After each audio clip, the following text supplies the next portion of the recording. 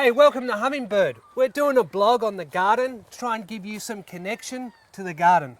Lou, what do we got here? All right, Scotty, this is green manure. This is just a great mix of various seeds that we've chucked in here, predominantly mustard. And Can I go in? go on, in you go. All right. If you have to, dive on in there. Come in with me, Lou. We're going to slash this down very soon because it's just going to seed now, or going to flower now, which is the right time to do this. We only planted this about 6 weeks ago, so it's just gone gangbusters, which is great. You can try a bit if you want. All right, can I eat this? Is it good? It's all right. It's So you mean pretty strong mustard. we're going to grow it and we're going to cut it for what? We're going to cut it down to give it back to the soil. This is all about feeding the soil, So we're doing this for nothing? Well, it's for something. It's not for nothing. The soil's the most important thing in the garden, Scotty. You know that. I know that. I know that. But we want all of our listeners to know that. You've got to That's give right. something back, don't you, Lou? That's exactly right. And what this is doing is it's got really deep, lovely roots, this mustard, and it's going right down into the soil profile, bringing up all the nutrient, which it's storing in its leaves and its flowers and everything here. We're going to chop it back down, lay it on top of the soil, and it's going to go back into the top layer of the soil. So when we plant things next year, they're going to be, or next season, they're going to be able to get all that nutrient. Lovely. And we'll slash it down once, and then Next week we're going to slash it? Next week we'll slash All it right. down. And it'll probably grow back up again. That's okay. That means we can slash it down again because it's Okay. autumn. We're in autumn now, Yep. and we want to get it ready Next for a week is spring winter. planting. Next week's winter, I know. And what we're doing is getting this bed ready for a spring planting. So we're not going to probably plant anything else. We're going to slash down that green manure again once it gets up. And then just before we plant, we'll probably just lightly tease the plants over. Tease so the plant. we'll tease them over, not too Do we much. call it names? We don't want to dig too much because we don't want to ruin the soil process, do we? We can No. call it names. You can call it whatever you like. So this is garden plot 21. What was here before? Previous to this, we had tomatoes in here. So, yes, I know. And we've only just taken those tomatoes out. We've had an absolute bumper year with our tomatoes this year. And this is a sort of a traditional rotation crop after tomatoes. Nice. Yeah, it's going to clean up the Lou soil a Laurier? bit. Hummingbird garden expert. Garden expert. Thank you, Scotty. I love it, as you know. You can't get me out of here.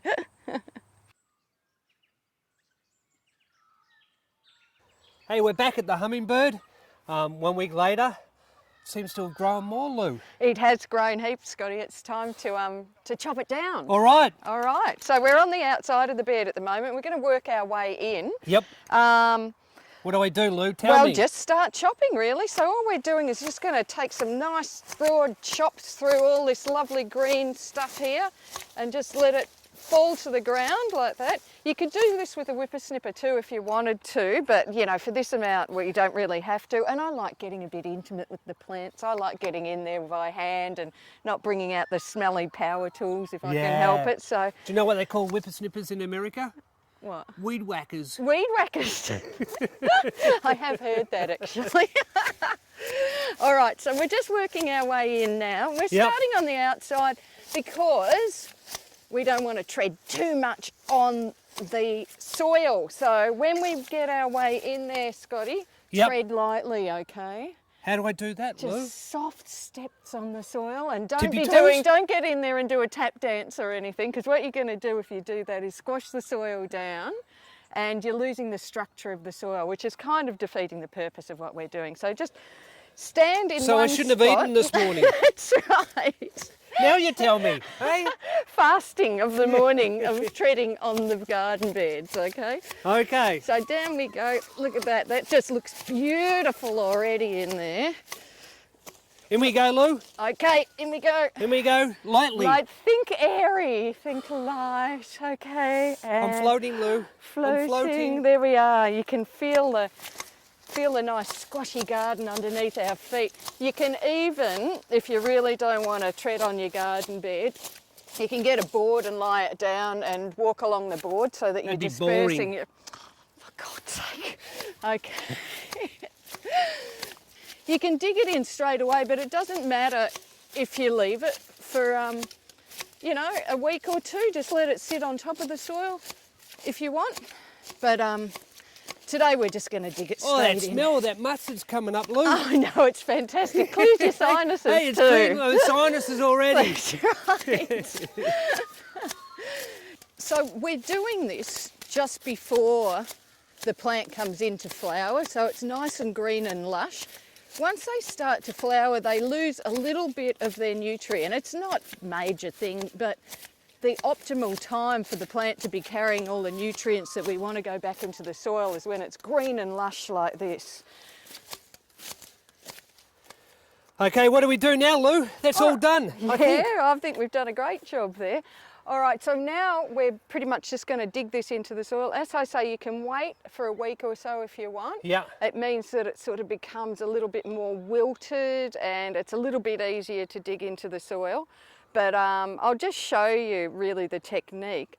Now, always when you're sort of turning the soil over, start at one end and work your way back so you're not treading on the bit that you've just turned over and fluffed up, okay? So if we sort of head over this way, walking nice and lightly, and all you really want to do is just to turn it over once. Don't go digging madly in there because you're destroying the structure of the soil if you do that. So just get your fork in, lift it up, turn it over like that. That's all you need to do. Well, Lift that's it up, easy. turn it It's over. easy for me standing here at the back. Oh look, there's another daikon. Turn it over. You're just kind of folding it in, I suppose. You're not going crazy and ploughing it through the soil because you don't want, you want the least disturbance as possible with your soil, but you still want to get those nutrients into the soil. Yeah. And also, you know, the worms just love anything like this. This is lovely rotting down stuff that the worms can get right into. You know, like I said, I'll probably miss a few. There'll be some roots in there. No problem at all. We'll just let it regrow and away we go again. So when will we So plant that's this, all. Lou? We'll be waiting now till spring probably. Spring? We'll probably just leave this bed now. So 3 months? Yeah, we could do another green manure on it if we wanted to, but as I say, it'll probably regrow anyway and create its own barrier against the elements. You know, you don't want to leave too much bare soil around. It's not very good when the rain, you know, the elements. Yeah, the elements on the bare soil, really. You should always cover your soil with something. So we'll do this, then we'll leave it. Spring we'll come back and we'll start a whole lovely new crop of spring planting stuff in here. Yeah. So growing food for the soil. Growing food for the soil, that's Food it, for the exactly. soil. Nice. The soil will thank you later. Yeah. Okay. All right. Sign off from the hummingbird. Good stuff. Hope you enjoyed our blog, Green Manure. It's important for the soil. Got to protect the soil, protects us. Okay. So from Scott and from Lou, see you. bye.